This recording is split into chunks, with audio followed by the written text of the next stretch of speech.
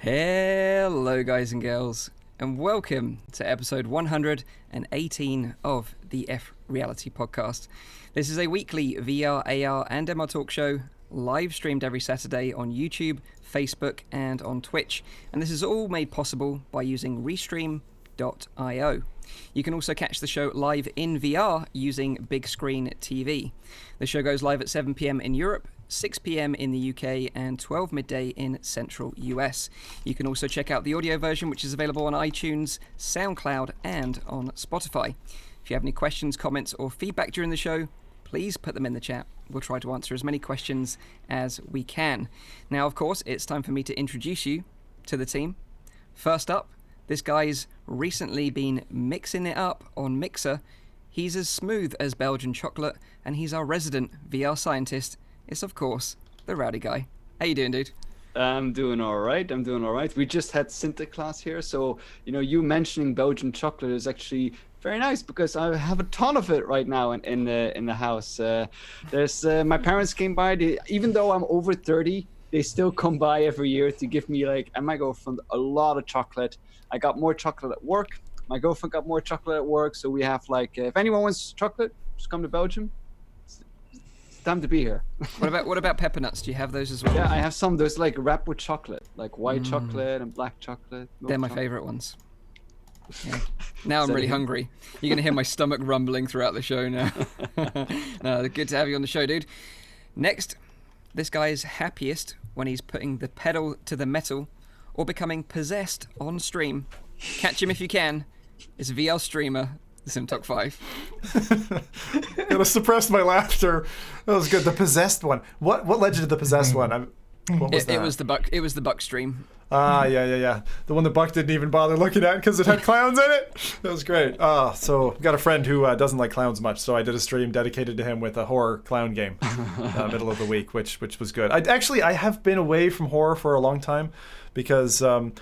People probably don't know this about. I don't say it much, but I think I'm convinced that the gray in my beard comes from all those years of VR horror, Dread Halls, Monstrum, Resident Evil, because it actually really gets you. It really gets you in a way that the adrenaline goes through horror you. In VR. What's that? Horror in VR is something else. Yeah. I mean, but you get a little hooked on it. I mean, I never was a horror gamer at all, and then I got into VR and I got into it, and it's kind of like a drug. Kind of like a drug, so yeah. Yeah, definitely that hit of adrenaline. You want to keep craving that and want more for sure. Speed and fear, man. You got me pegged. Yeah, you want to try out the hospital thing that me and David did, Nathan's brother, in London at the O2, where you're in this wheelchair, and it's probably the scariest thing I've ever done in VR. I'm curious, Mike. Did anyone ever have an accident in that? I have no idea, but two grown men were screaming their lungs out when we tried it. So, yeah. They probably had an accident, but they're not going to mention that on the show. Yeah. Take a spare pair. I only ever been there once. It has happened once. Live. Okay. So next up, if this guy was to make an aftershave, it would smell of fricandel and pepper nuts.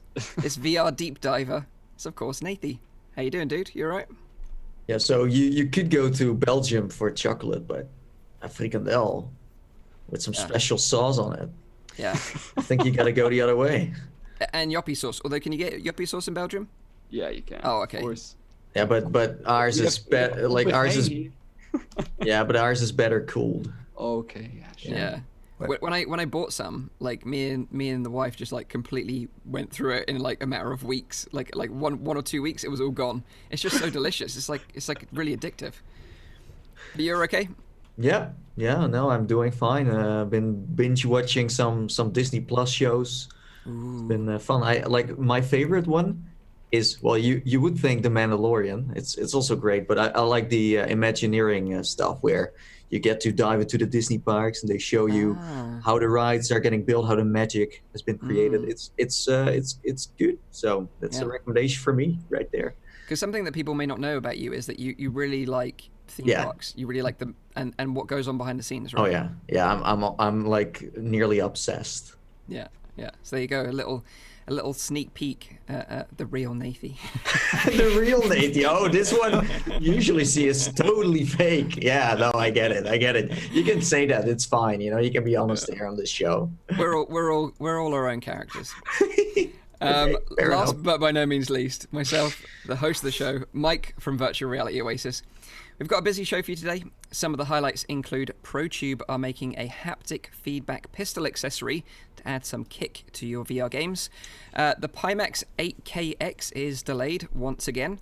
Zim's going to give you the lowdown on the latest releases to look forward to next week, because there is a big one that you definitely won't want to miss.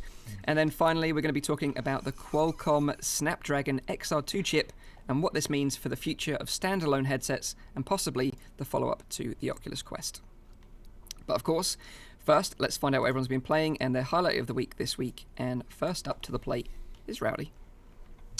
I have not been playing any VR this week, mostly because it's been incredibly busy. The end of the year is coming, so work is like packing up.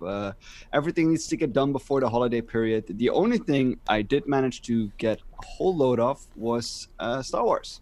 Both The Mandalorian, and I also managed to get my hands, per your recommendation, Mike, in The Fallen Order.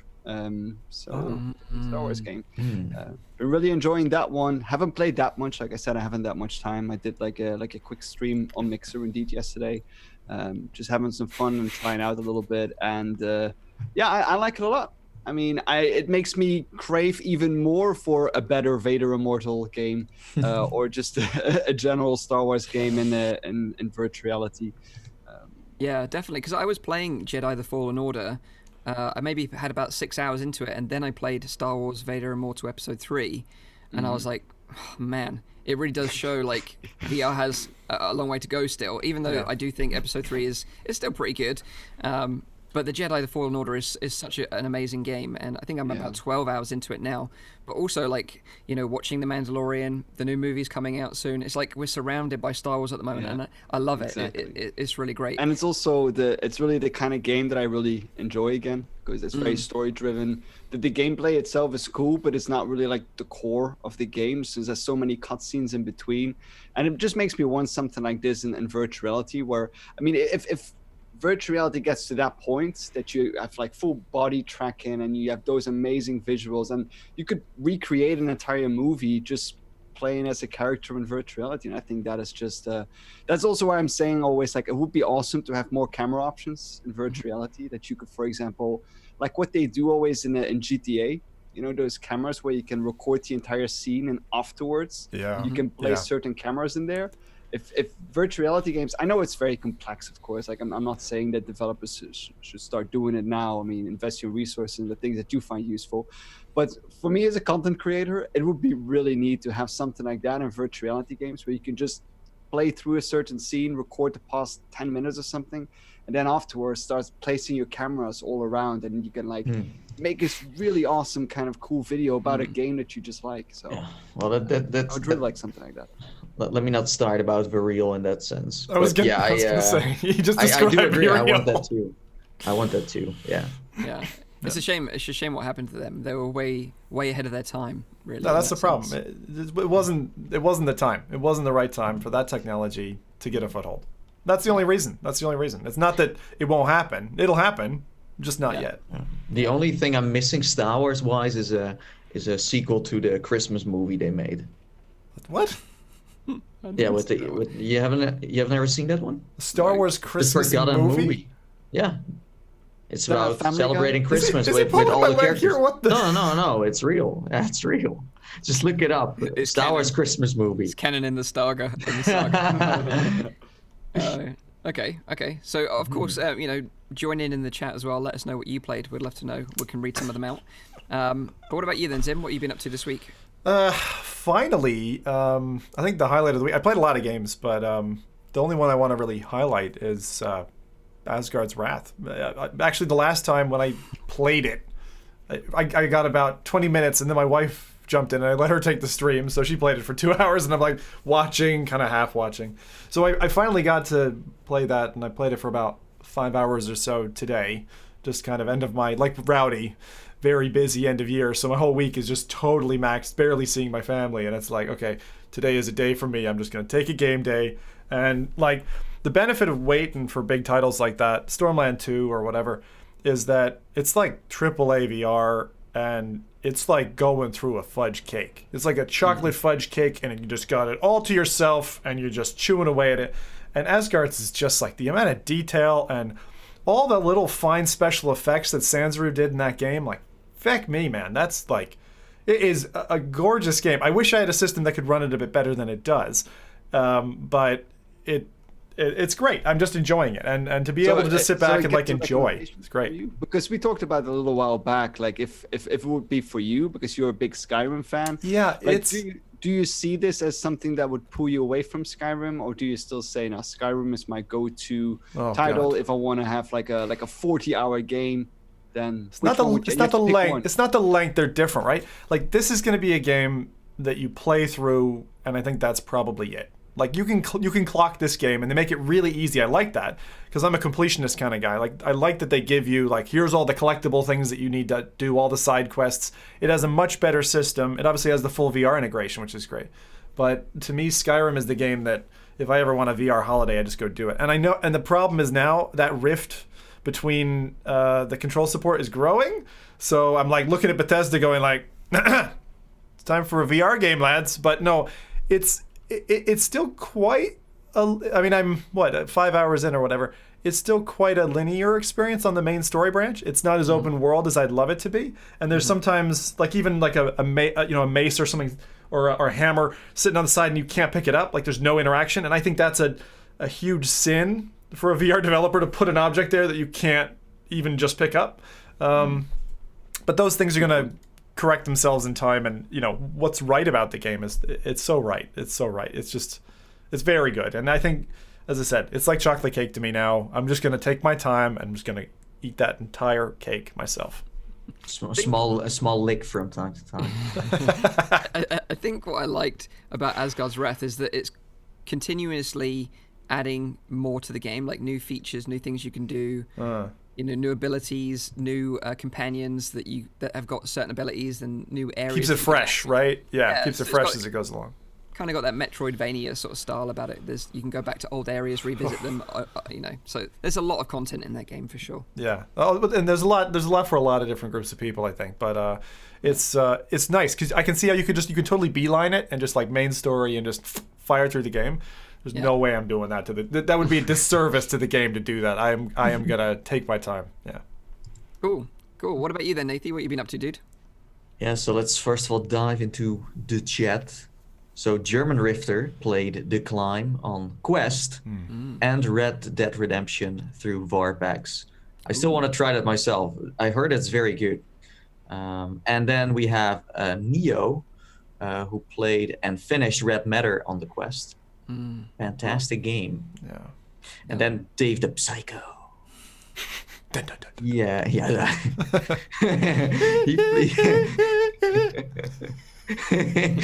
Nice one. He dove into Asgard's Wrath, The Climb, Death Lab, and the newest DLC for Swords of Gargantua. Oh yeah. There we go.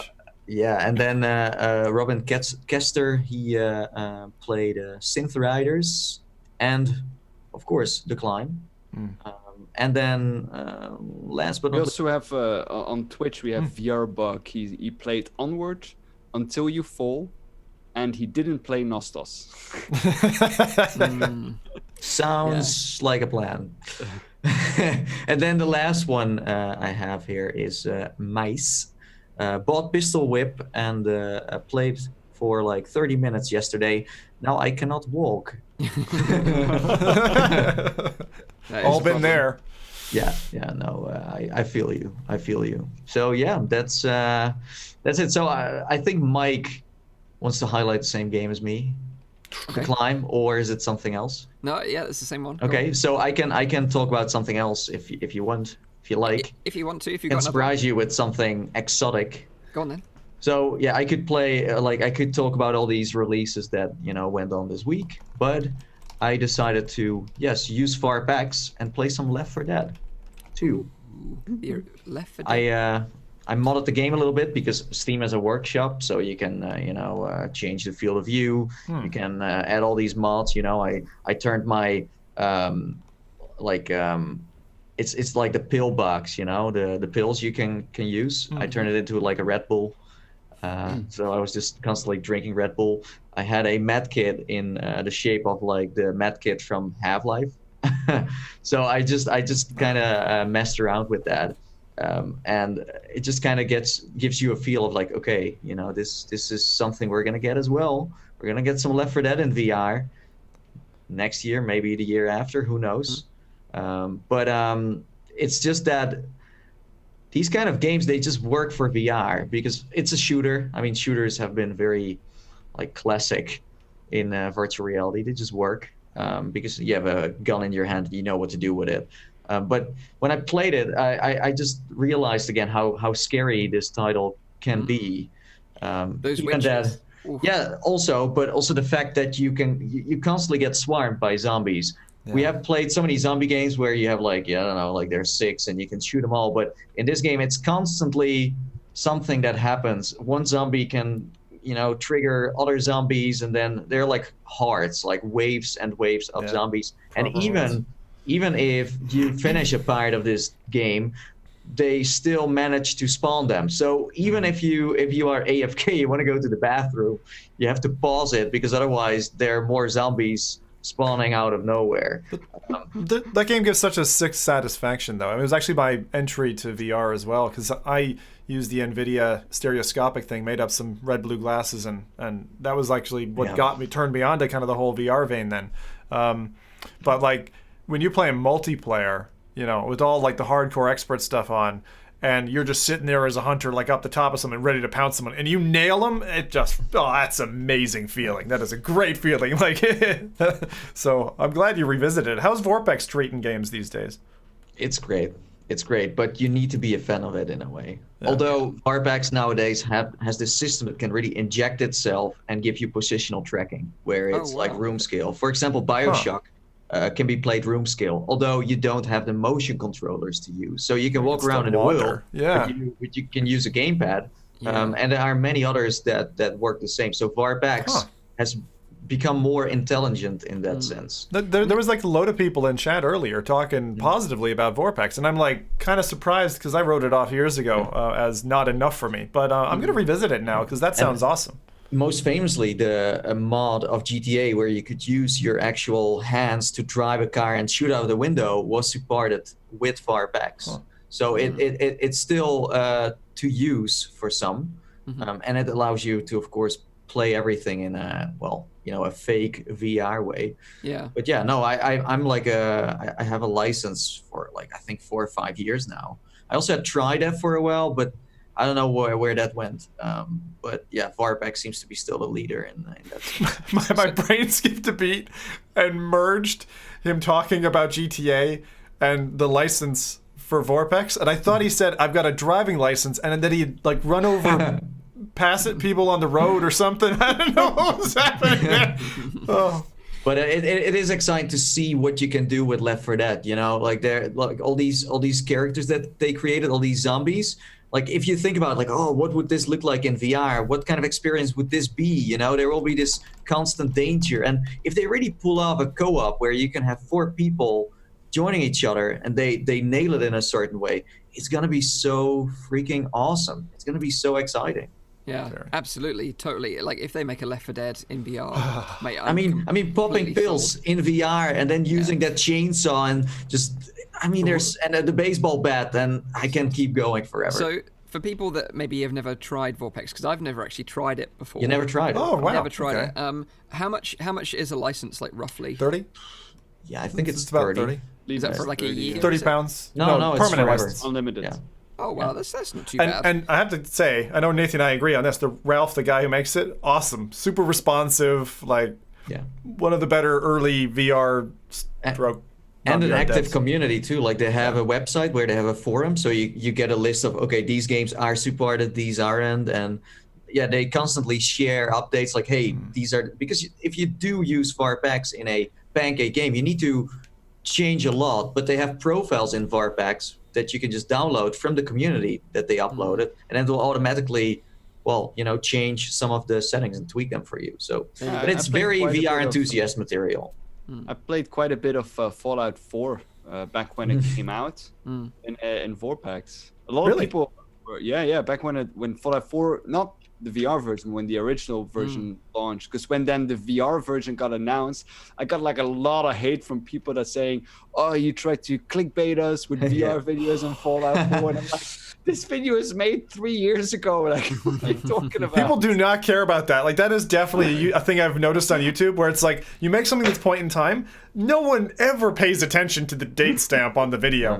They always said like, hey, you fake your head movements. But like, for example, like I also played No Man's Sky when it came out in VR, and the same feeling that I got now when it finally launched officially for VR, it was almost identical, because you kind of get a glimpse of what games could be like in virtual reality. Oh my God! Sorry, I didn't mention it, but I'll only spend 10 seconds on it. But I actually used Virtual Desktop to play DayZ Livonia. So DayZ has been out for a long time, but they just came out with their first like proper content patch, which is a brand new map, which is about 2/3 the size of the original map, which to me was, for any DayZ fans, pretty disappointing. So I would say don't bother with Livonia. Okay. Same assets, kind of just shared around. So I just wanted to give that message out in case anyone was really a DayZ fan.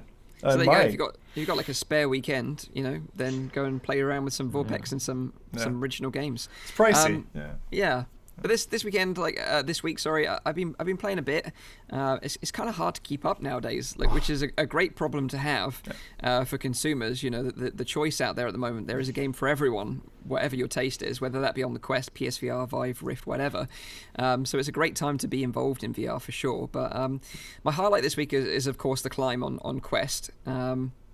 It's so weird now when you look at the climb, because it originally released like 3 years ago now. Like it's a really old game, but it's aged quite well, I think. But Mike, didn't you release 3 years ago? And you've aged quite well too. like a fine wine or a cheese, either way. But yeah, like back then, if you're not aware, maybe you're a newcomer to VR. When you bought the Climb, the touch controllers weren't released back then, so you could only play the game with an Xbox controller, which actually shipped with the original Rift CV1. Yep. And then I think it was like 6 months to a year later, the touch controllers came out, and then they pushed an update, and then you could use the fully tracked controllers. Right. And that was a real big deal back then. But yeah, so it was great to jump back into the game again, and I think Crytek, they've really encapsulated the feeling still. The feeling is still there. The sense of height, the sense of scale, the freedom of moving around using the Quest, though, is really next level, and I think that is one big bonus that the Quest version has over the Rift version.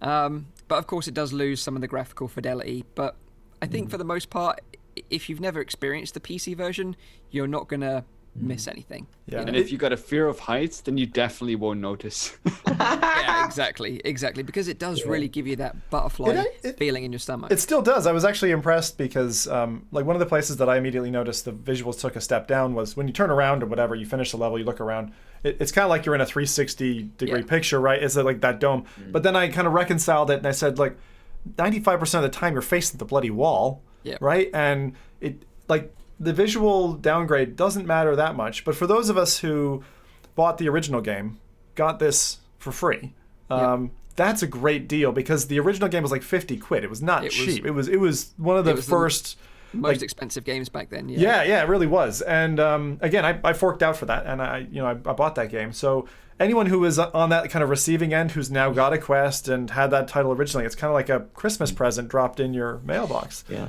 absolutely. It's lovely. So the interesting thing was I took it to a climbing wall, like a local climbing wall. I saw. And I asked some climbers that actually climb regularly to try it. And some of the reactions were just hilarious. But, again, like these people, a lot of these people had never tried VR before, or maybe had tried VR, but like just like a phone version or a theme park or something. So they'd never tried a roller coaster standing. Yeah, exactly. That stuff. Don't do that, by the way. Don't give roller coaster demos to people that are new. And I was actually a little bit concerned going in about demoing the climb to these people because they didn't have any VR experience. And I think personally the climb is quite intense in some ways. The world is moving around you and you can fall. But I tried to make it easier for them by turning off the stamina, so you can put it in tourist mode, so they don't have to worry about the grip string. I wondered, yeah. Well, the other thing is, I think it was the beefy guy who you put in. Gabriel. I think it was Gabriel, who he had the same problem I had because I was trying to race Nathy's time in one of the levels, and because I didn't grab with both hands on the platform, the game jettisoned me like off to the side, and the same thing happened to this guy. He just all of a sudden his body like flew off the mountain, and I saw it in your video, which was very fun, by the way. It was a very fun video. It was hilarious to watch. But yeah, they all had a lot of fun with it, and then after that, I actually got to try some climbing myself. Never done bouldering before, which is like the indoor climbing thing, because you don't have any harnesses or anything like that, because it's about 15 feet high. Yeah. But I actually got really into it. I think I found like a new hobby. I've actually been back since and done some more. So it was kind of like a really fun week for just demoing VR to people that had never tried it before and also finding a new hobby. So cool week. I'm not sure you know, I used to instruct at a climbing wall in university level. Got my shoes here as proof. So get yourself a pair of these. They're not expensive, but just buy used, Mike, if you're not too pushed, right? Because you don't know if you're going to keep it at the hobby or whatever. You usually go a size or two smaller than your usual shoe size. You really cram your feet in these things, which is normal. But there was a mistake I saw, and if the instructors didn't tell you this, like I was shocked seeing you climb with a wedding ring on. Never do that, because what it does, and this is a message to anyone who does bouldering or wall climbing, that will, if you fall on it, take all the skin off your finger off the bone. It will literally just like that. And I saw you climbing with it, and I was like, fuck! That scared the shit out of me. So don't do that again. No, I didn't actually do that the second time. I did learn my lesson from that. And did they tell you though? Did they tell you? Because no, to be fair, to be fair to the owners, like it wasn't them that showed me the ropes. It was Gabriel that showed me the ropes. They were kind of like, well, he knows what he's doing, and it was kind of like it was going to be a jokey thing at first, but then I kind of got into it a bit more. So I'm glad you like it though. It's really cool. The one thing I would say, which a lot of people who are the first at climbing don't realize, is how much your legs participate 75% of the time. Your hands are really just something that you kind of angle off of. You're not pulling yourself up all the time, otherwise you'd fall off the mountain face before long. But looks like a fun place. Is that just like a recent pop-up? Looks quite new. Apparently it's been there for a long time. I just never knew it existed. So cool. Really cool. By the way, you know what's interesting about the climb is that when it started, this whole project of the Crytek making it was a part of Robinson's Journey. Ah, interesting. It was a part of the demo that you could play on Steam, where you could just climb this little mountain. You could also use a zip line, and then they were like, maybe we can do some more with it. So if you play Robinson's Journey, and you see what they were trying to do, and adding something to like the biggest downgrade for me, like the gameplay is there, the graphical fidelity is just fine on Quest, nothing to say about that. The only thing that I was missing was the interactivity, where you would see a little bit of like for example, insects crawling on the wall, or where a bird would fly out and you were like, whoa. So there was less of a surprise while climbing. They still added some to it, and you can find some Easter eggs, by the way, so keep an eye on that. You can collect loads. But that kind of interacts with you in some way. But that's the only thing. But again, as you said, if you never played it before, then mentioning it's Robinson the Journey, do we expect that to come to Quest? Actually? Oh, good call. Nathy was asking for it, wasn't he? further back. What was it called again? Back to Dinosaur Island? Yeah, exactly. Back to That's where. Dinosaur. Yeah. That's that where it was started, like right? concept, thing. Yeah. Rowdy loves a dinosaur game. One question or one ask for me for the devs is, in any game where you can be dethroned by your friends, I'd love a system like we had in Audio Surf some years ago, where if you're dethroned, you get an email or some kind of push notification, because then it starts this little friendship battle of like, oh, I'm gonna log back in, and it's good for the devs because it gives them game time. That kind of hook should be an option. Anyway, I'll just one more thing I'll mention before we move into the news is that Matthew, one of the guys that tried it at the climbing center place, he didn't make it in the video, but he actually said at the end, "This reminds me of Far Cry," and I said, "Oh, funnily enough, Crytek also made Far Cry and they made this game as well." And he said, I kind of had that feeling. So it'd be interesting maybe if like they made a VR Far Cry game. That would be really cool, incorporating some of these climbing elements as well. Man, that'd be Only badass. the original one they made, right? The other ones are not from. No, No. And they also made the other one, Crysis, didn't they, as well? Yeah. I think they do own Rise, the Roman game, so they could Yes, also do I something think so with too. Spartans and stuff. That would be cool. Yeah, being part of the 300 would be badass. Oh, dude, yeah. Ha ha ha ha ha ha! That So, would be awesome. Look down, you just see this like ripped chest. You're like, baby. Like that Beach Body Bros thing, you Yeah. look down and you're ripped. Okay, so let's get into the news then. The first bit of news this week is that the team at ProTube, they're working on a new haptic feedback project, which, they're really good at these things, because they previously released the Force Tube, which I think all of us has tried, right? Yeah, Force love Tube. If you're not familiar with it, it's a gun stock for use in games like Onward or Contractors, and it's got like a recoil motor in it. So every time you pull the trigger, you get that kind of like recoil sensation. I think Rowdy's going to get his out and show it to the camera. There you go, yeah. His is even like Onward branded, which is really cool. So it's got that like plate at the back, and that kicks into your shoulder, giving you that recoil sensation. It's really, really, really fun bit of kit. Yeah. And then ProTube this week also started sending out the ProTAS, which I think Zim's been testing out, right? I have it. I haven't done my session yet because I'm waiting to do a combo with my wife, so we're timing it. But I was really impressed again at your video of this, because the rubber element on this little flange, I am so glad you bent it 90 degrees, because when I first saw it, it looks like it's got you know how things are 3D printed, and I was like, that is a stress point, that's just going to break. But the material they used is great, so I'm very excited for it, and I'm actually more excited for the PlayStation version with the Move than the PC one, because it's kind of a long shaft shaped object, and so I think it'll work really well in that angle on the seat. Yeah, I'll be intrigued to see how you get on with that in No Man's Sky on the PSVR, because I haven't tried the PSVR one yet. So FYI, the anti-blur patch on PSVR, almost negligible. It's still blurry as hell. Yeah, that's a shame. So yeah, they've made these products, the ProTAS, the Force Tube, but the next project they're working on is a haptic feedback pistol accessory. Now, they were kind of showing this off on stream recently, on a Twitch stream, and it's kind of like a single controller gun each, and it's kind of made for games like Pistol Whip, for example, or Crisis Brigade. And you basically just slot your VR controllers into the device, so it's going to work with a range of controllers. This is just in prototype stage right now, but I think they were testing it out with the Oculus Quest, using Link, and then playing Pistol Whip, and dual wielding them as well. So they had two of these things, and they add some weight as well. So the developer was saying that it does add a bit more challenge to the game, because you've got this weight to contend with, and also you've got the recoil of both of these guns independently as well. The coolest thing is that they've made some leg holsters. Yeah. So you can holster these guns on your legs, which is just totally badass. I really, really like that. I'd love to see Viper play with this. Oh, same here.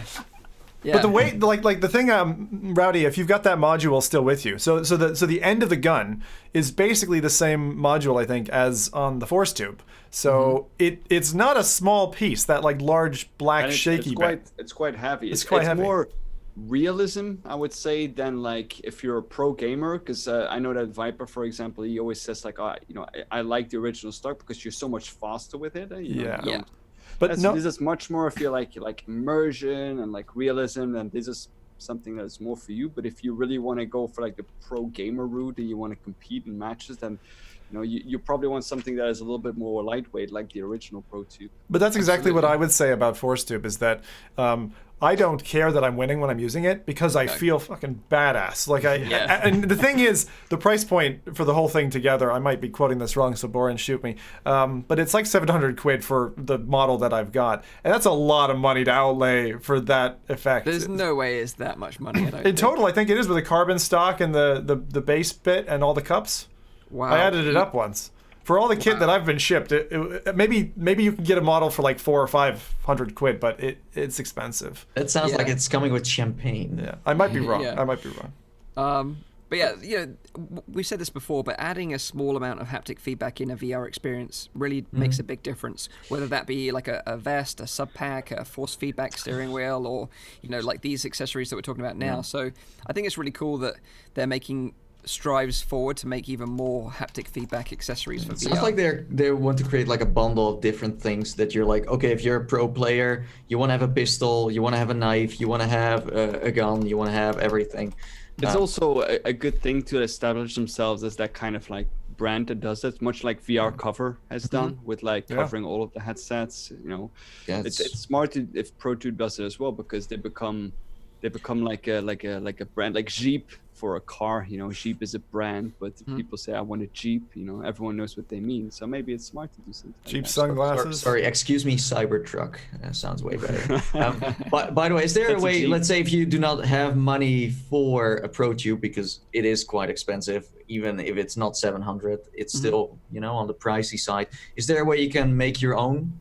Yeah. Like let's say a tube or gun in a way stuck. Yeah, so I've seen plenty of people on like the Oculus subreddits and other subreddits, like VR subreddits, making out of like plumbing piping and just heating it up with a heat gun and then molding it around a controller grip. Yeah. So if you want to do something like that and kind of wants to know what it feels like, then you could do it that way for sure. Yeah. So I just checked here with all the basic stuff, so not the kind of special add-ons that I've got. €462.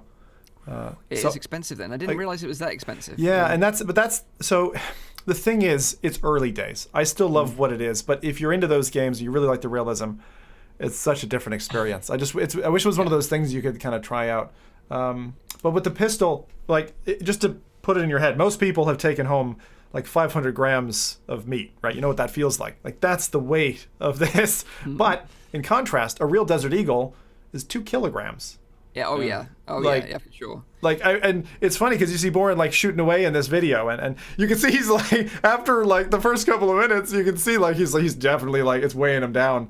But I'm keen to see that become a haptic experience. That's why you typically don't see people dual wielding Desert Eagles in war and stuff like that. No, that's true. Okay. That's true. That explains. Serious Sam could do it. Yeah, that's true. If Serious Sam could do it. Yeah. Oh yeah. But if you're one of those people that really loved like Time Crisis and you love that kind of recoil feeling when you play a game like that, then maybe this might be up your street. But they're going to be working on this over the next few months. It's going to be releasing sometime next year. Yeah. At the moment, their focus is like shipping out Force Tubes for people that have pre-ordered them. But it's just a little sneak peek of what they're working on right now, which I think is really, really cool. That's so fun. Yeah. So next bit of news is about an event that you should definitely mark in your diary for next week. What's that? Is the Game Awards. Taking place on the 12th of December, which is next Thursday. Now, this is a yearly event where consumers can vote for their favorite games in different genres and really sort of give props to developers for all their hard work. So you can place your votes via the Game Awards website right now for categories such as Game of the Year Award, Best Art Direction, Best Indie Game, etc., etc. But they also have a category for the Best VR and AR Game. Now, the nominees for this year are Asgard's Wrath from Sanzaru Games, Blood and Truth from Sony Studios, Beat Saber from Beat Games, No Man's Sky from Hello Games, and Trover Saves the Universe from Squanch Games. But where's the AR part in this then? There is no. There isn't. In the future. Future-proof. Exactly. Also, Beat Games / Facebook. I feel like correction. Squanch Games doesn't belong in that list. Trover is a super fun game. Like I did play it to completion and I really enjoyed it. Yeah. But it's very different from everything else. Not at the same level. I don't think so. Yeah, the others are behemoths next to it. And that's not to disservice to Trover. I loved their previous stuff, but... Yeah, and I would also give a caveat that some people might not like the humor of Trover. I think if you're a Rick and Morty fan, you'll love it. Like, I totally loved it. But yes, not everyone will enjoy that. Well, I mean, I do understand kind of why it would be in that list, just because if you look at the amount of dialogue that is in that game, it's amazing. I think. It is. I agree that it might not be your kind of thing, and it feels like the quality of the game in general might be a little bit less compared to like a game like Asgard's Wrath, but the writing of it and the amount of dialogue in it is next to none. Yeah, it's artful creativity, and I understand, I get that. But actually, out of all their titles that they've released, I think that's the weakest. That's why. Really? Yeah. I loved Accounting Plus. I mean, it's loved it. The least my kind of thing, because I wasn't a big fan of it, just because I don't really like platforms, even though I really enjoyed the humor and the writing of it, and the stupid jokes that they put in there. I absolutely loved them. Good. But in terms of a game, it wasn't just my kind of thing. Yeah. So who won last year again? Was it Astrobot? Oh, good point. I'm not pretty sure. I think it was Astrobot. I think so. I remember the year before. Oh, you do? Yeah. Resident Evil, right? Yeah. Wow. Resident Evil. Yeah, because I was like I'm like, it's definitely gonna be this, and it was. So I honestly think that what was it last year? Yeah, Beat Saber is gonna win. Is it really like because award shows are funny thing, right? Yeah, well, that's what I want to say. Asgard's isn't going to win because people just don't. They don't have enough exposure to it yet. I don't know, but I like with Game Arts and others, like people were also complaining about Death Stranding having this funny relationship with the Game Arts, and but they did a back check, and apparently you have all these countries all having their own, let's say, group of people that vote, so it's totally fair. Astrobot won last year, by the way. Yeah, it was. Nice, okay. nice. But yeah, I think out of that list, personally, I would choose Blood and Truth. But like you say, because Beat Saber has that wide appeal, maybe I personally would go for Asgard's Wrath just because of the commitment, the amount of content that is there. It's hard to compete with Beat Saber because I mean, if you don't like music rhythm games, then Beat Saber is probably not your kind of thing. You're probably not going to. Yeah, but if you don't this is a public vote, though, Mike, right? That's the thing. You can vote now on the Blood website, and Truth will take it. I would also go for Blood and Truth. Yeah, Blood and Truth or Beat Saber is going to take it because the other games just aren't popular enough numbers. Yeah, Blood and Truth, Beat Saber, Asgard's Wrath is going to take it. And if they don't, then probably Trover Saves Universe. So alongside the awards, Jeff Keighley, who runs the Game Awards, said there will be some new details revealed about Half-Life Alyx during the show. So it's going to be worth tuning in for that alone, I think. I just also want to quickly say, like, the vote is going to be unfair nonetheless because, the amount of PlayStation... Well, unfair. The amount of PlayStation owners that will vote will just be, over-encumbering, like, Asgard's Wrath or any other non-based. Yeah, it's not a weighted vote. If it was a weighted vote by like publishers or game raters or something, you get people like IGN in there. Like they put up Asgard's Wrath for Game of the Year. First time a VR title has been in that category. So there's actually, we're starting to see the tree shake, which is great. I really like that. on the marketing side, Sony is usually like, listen, our games are in this list, vote, and then Oculus is like, I don't know, we just have our own stuff to tweet, apparently. Like what you were saying, Rowdy, about Asgard's Wrath. When I was streaming Asgard's earlier, someone made a great point, and they said, if this is the quality of VR now that we're starting to see, the point of inflection where VR shifts, right, and becomes the area where, there's more people in that platform than flat gaming, I think that's not too far off now. We can see that in the next 5 years. So. Yeah, I agree. I love the fact that I mentioned Half-Life Alyx, and none of you cared. No, say it again. We got interrupted there. Please, please. So they're going to be releasing new juicy details about Half-Life Alyx, and also I think Nathy's going to be doing a live stream of the Game Awards, right? So we can. Think so, yeah. Yeah, and I might be joining him on that live stream, so we can talk about it as it unfolds. For juicy tidbits. Yeah. Honestly, I think they're just gonna go for another trailer, like trailer number 2. Yeah. So you're gonna stream for 2 hours for 30 seconds. It's exactly. Totally welcome to my YouTube live. That's what we do. Okay. So there you go. The Game Awards next week. Stay tuned for Half-Life Alyx details and obviously who wins the best VR game. No AR games, unfortunately. Right, next bit of news. Unexpected move, and that is that Oculus announced this week that Medium, a 3D sculpting tool, which was developed by Oculus themselves, will be joining Adobe's suite of tools alongside Adobe Dimension and Substance. Now, if you have no idea what Medium is, I don't blame you. Most of you out there won't have any idea what it is. But it's a tool that enables artists and creative minds to sculpt, model, and paint objects in virtual reality. So a bit like Tilt Brush, if you can imagine a more professional version of Tilt Brush. It's kind of what it's like for sculpting.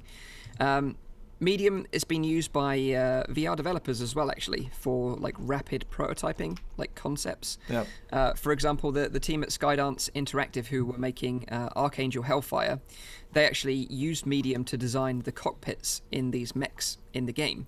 So if you can imagine previously, to do this kind of like concept work and prototyping, you'd have to like draw it in Photoshop or like using some artistic 2D art tool, and then you'd have to get the approval, and then you'd have to convert that into VR, and sometimes things would be a bit off or would work in 2D but maybe not in 3D, whereas using Medium they were able to really sort of accelerate that prototyping process and create a cockpit in just over a week, and they could actually see and feel what it would be like in a VR headset. So that's kind of where developers have been using it as well.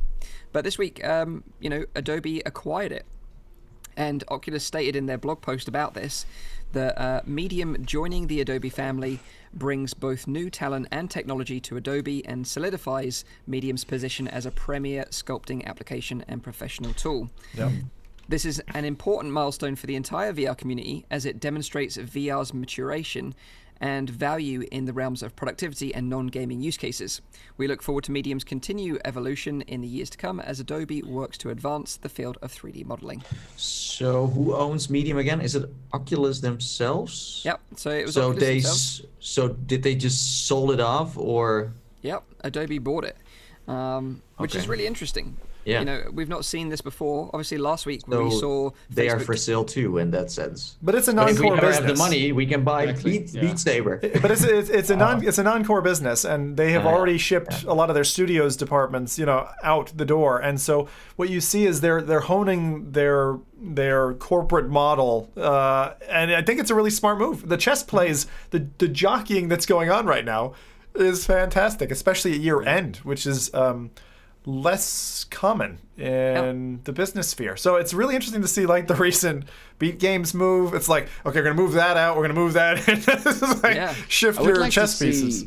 I would like to see like I'm sure that most of you know AutoCAD as well, like more like an engineering program yeah. where they also yeah. use they already use like a VR plugin so that you can see your models in virtual reality. But imagine that you would have like you could actually use your physical hands into like an AutoCAD program where you could like mess around with those kind of things. I would love something like that.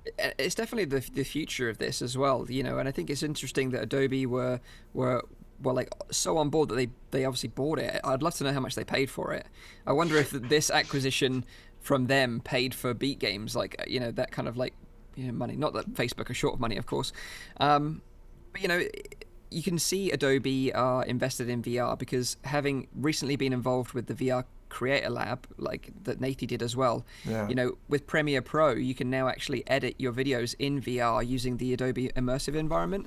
So if you're editing a VR 180 or a VR 360 video, you can actually edit it and actually view it in VR at the same time, which really makes a huge difference. So you know exactly how it's going to look for the users. Yeah. So this is We got a good question from the chat though, from Chris Richardson. What does that mean if I have a copy of Medium?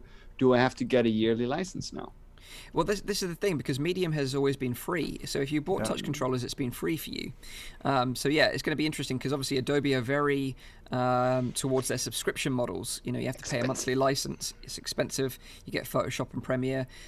So yeah, maybe they will decide to monetize this. I think it'd go the other way. I think what I've seen from Adobe's shifts before is they'll buy in the technology, they'll package it up, they'll add it to their existing toolkit. It'll be part of a professional suite that if you are not a home user necessarily, but you're a business tier user, they're going to then market it to you, probably under a different brand. Possibly. Well, what does it mean then for people who have a copy of Medium now?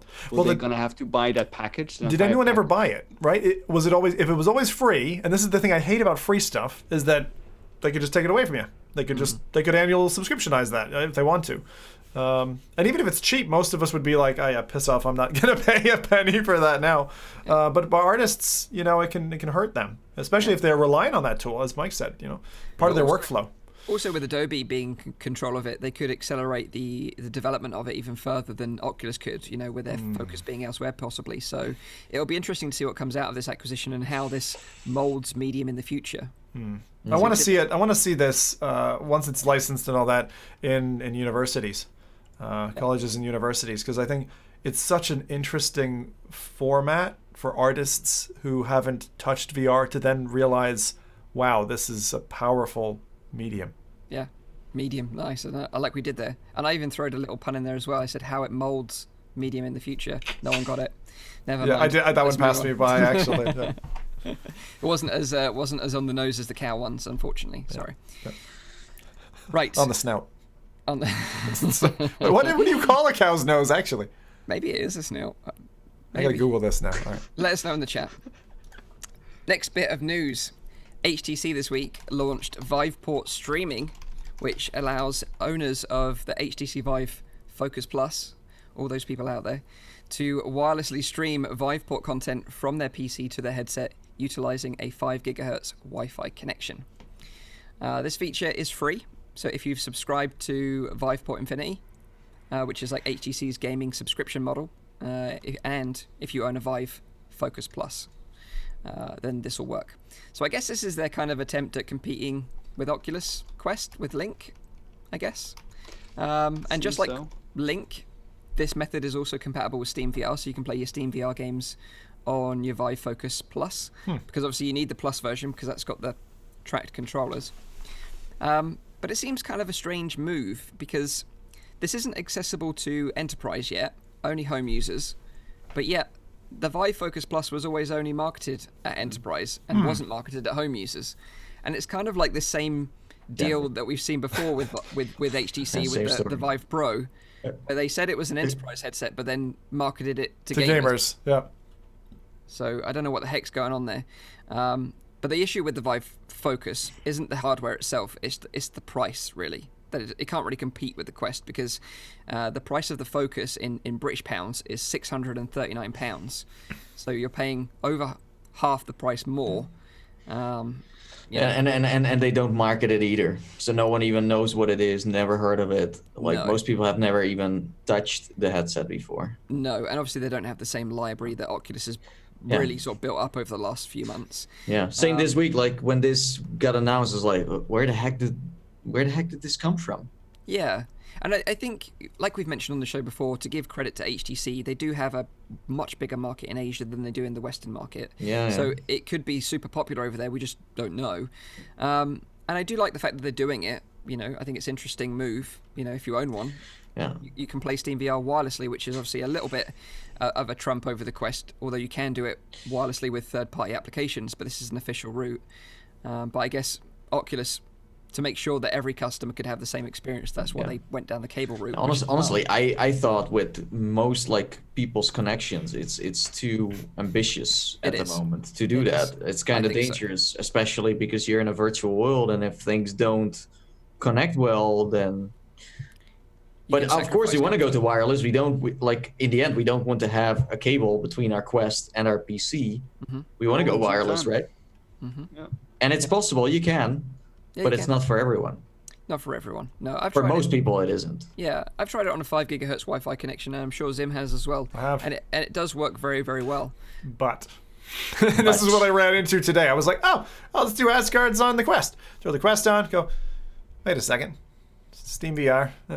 Doesn't see. Oh no, I'd have to revive. I'd have to Steam VR revive. I was like, that's too many apps in the way. I'm not doing that. And each app that you add adds latency and problems. So yeah, I can completely understand that for Oculus Home content for sure. Yeah, exactly. Oculus Home only content. Yeah. So another funny thing that I think saw last week was that HTC said we now officially support the Quest on Viveport as well.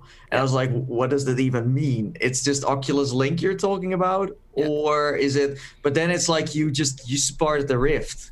So it's not Quest you're talking about. But Yeah, a lot of people don't know that, I think. So Yeah, no, but it's smart. They get the Quest. I was I can't confused. use the Vive port, but now that they officially announced it, and they probably put it on their website and their blog posts and their packaging. Yeah. And people say, I can probably use my link cable with that as well. Yeah, so true. from that, it's a smart move. And although personally I wouldn't be interested in Viveport myself, I do think it does offer some value to the very new people to VR. Oh, yeah. So if you've Absolutely. only just bought a headset and you've got a link cable or it's a PC VR headset and you want to play the great back catalogue of games, No, and I they have a agree. huge library on there, you can do that for a cheap monthly And subscription. their environment is pretty neat. I like the way that they've constructed it. So talking about, let's say, linking your Quest or your Focus to your PC. So when you use Steam right now, it's like they don't detect it as a wireless headset. So I wonder, are we going to, of course, like I can't call Gabe right now, he's busy at the moment, for the launch of Half-Life. Isn't he behind you? No, that's not him. Oh, no. Oh, it looks like Gabe. Looks like Gabe. Yeah. That's his brother, his twin brother. Viveport handles that. So Viveport handles the wireless link, and they say to Steam, "This is the headset that we're using." So that's how they do it. Yeah. But I want to see, it would be interesting for next year to see some data on, how many Quest users are using Steam? How many Focus users are, all these, because right now you can't really track it. No, definitely not. And that's the interesting thing. I don't think we've even seen index Steam Numbers? hardware surveys yet. So That's a good point. Yeah, because that hardware survey is very interesting every time it comes out. But It you know is. why, right? Because as long as those numbers are low, they're not going to say like, oh yeah, we Exactly. done lows, because people are not going to buy it. they'll release the numbers after Half-Life, Alex. Yeah, exactly. Look at how good the number looks. We went Wow. up 300% from last year. The thing I was going to say about Viveport Infinity and my kind of feel of it at the moment is that to me it feels like if you compare it to video services, it's like the Amazon Prime Video versus the Netflix that doesn't exist yet. That's what it feels to me. Like you can still have a good time, but it's a kind of limited catalog, and you'll probably burn through it. I checked the survey last time, and it seems like right now on Steam, what dominates the most is the Oculus Rift, the original, not the S. The S is a very small amount, and then you have HTC Vive, that is, of course, from back in the Everybody's days, got it, or yeah. the Pro, or that's just all the Vives together. And then also Windows MR is pretty big, and then a tiny portion is using a TK2. But Wow. it's really neat. Geez. Like the impact of the secondary market for VR. Like we're seeing it more. Like a lot of people went and they spent a lot of money on like Vive, right? Vive did very well out the gates. And then people upgrade from that. And that goes where? A lot of people sell it off. They'll sell it off on eBay or Craigslist or it's something. the second. And then those people are attached and they're actually using it, which is what's driving those numbers. But it's really good news for people who are, looking for, 100, 200 quid headset. Like you can actually get that now. You can get that used. And if you're careful with who you're buying from, it could be a really good story for you because you get easy entry into VR. That's what you saw with Half-Life getting announced. People were not just looking for a Valve Index. When they saw the price, they were like, what is the cheapest? And then suddenly you were like, oh, we have these Windows MR headsets. So suddenly the Samsung Odyssey was also running out of stock. Can I borrow you guys on Vive for a second? Just a quick question. I have a buzzing base station. And looking ahead to maybe, maybe wanting to swap controllers and do that and all that kind of thing. What does that usually mean? Is that a bad thing? It's on its way out, or? Like mine are the 2.0 ones, and they make a funny noise as well. I think it's just They're one of known those to do things. that. They're known to do that. But like, as long as it's not like distracting or like super loud, then it should be fine. Yeah, for it's a just while. abnormal, and one of them wasn't tracking last week, so I think maybe. Has anyone ever tried on Reddit to repair those things themselves? I never really hear anything Laser about unit? that. You would have to So have complicated. very precise. I'm sure someone tried to open it and just kind of, I don't know. I remember once that Nathie sent me one, and it worked when you had it up on the wall because you could keep yours powered on all the time. But when it arrived, it was just dead. Yeah, it's very sensitive. fragile stuff. Very fragile. Yeah. All right. But yeah, just going back to Viveport, I think it is cool that they've added Quest Just support. market it a little bit better. That's all I'm saying. Yeah, but that's HTC in general. Just recently, It's a cool feature, I agree, but just market it better. Yeah. Okay, cool. Talking about marketing things better, let's talk about Pimax. Oh, Okay, Zingo. let's dive in. So they announced via their Kickstarter page this week that the Pimax 8K Plus headsets, which they recently announced and released for pre-order, will be delayed along with the Pimax 8KX. Now, the 8K Plus will be shipping apparently at the end of December. The 8KX, and you've got to remember, this was originally part of their Kickstarter campaign. So the original delivery date for this was January 2018. This is going to be shipping late March or early April 2020 now. Now it's yeah. So if you're one of those rare people, because I think most people converted to the 5K Plus from that originally backed the 8K or the 8KX. So if you're one of those rare people that decided to stick with their guns, you're going to have to wait a little bit longer, I'm afraid. The Pimax Comfort Kit, which is their newly designed head strap, which I think Nathy tried recently a few days, that's going to be shipping at the end of December.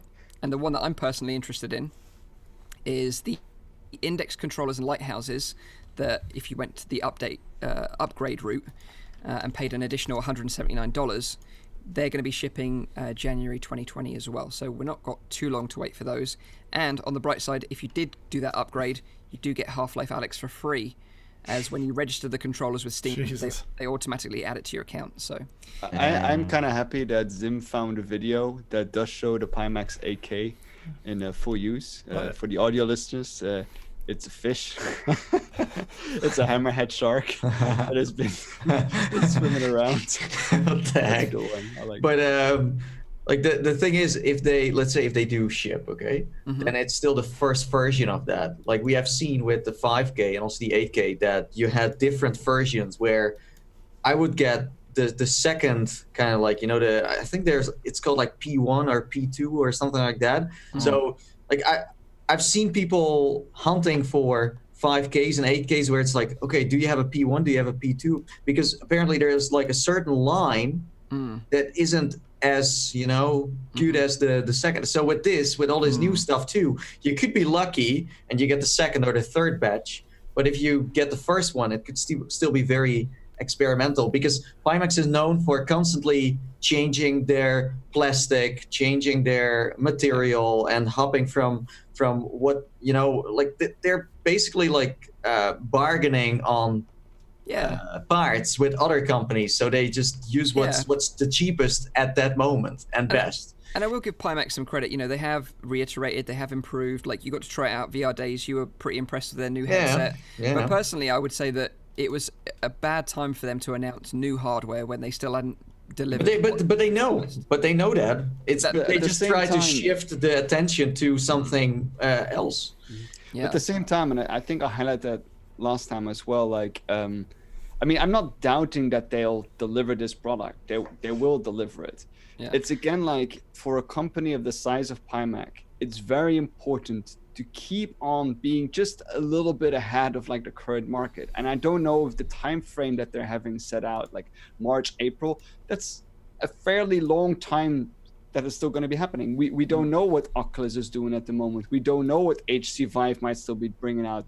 We don't know what Valve is doing. Like, if we know that PlayStation is maybe working on something new. So there's always like, the longer you wait with this and the less you kind of innovate and base yourself on like the older ideas that you have, the less likely you'll be able to convert people to your kind of brand. And I think that is a mistake. I think they should be focusing on not making just the next resolution, but try to innovate in another part like they did with the original Pimax. The reason why people backed the Kickstarter, because they were the first ones to provide that wide field of view and that high resolution. But now they need to stop basing on that. They've already done that. They need to move on to what is the next step that they want to innovate on. And that's true. That's true. But on the other side, if you look at the first generation Pimaxes, there was a lot of work that had to be done with the field of view in the first place.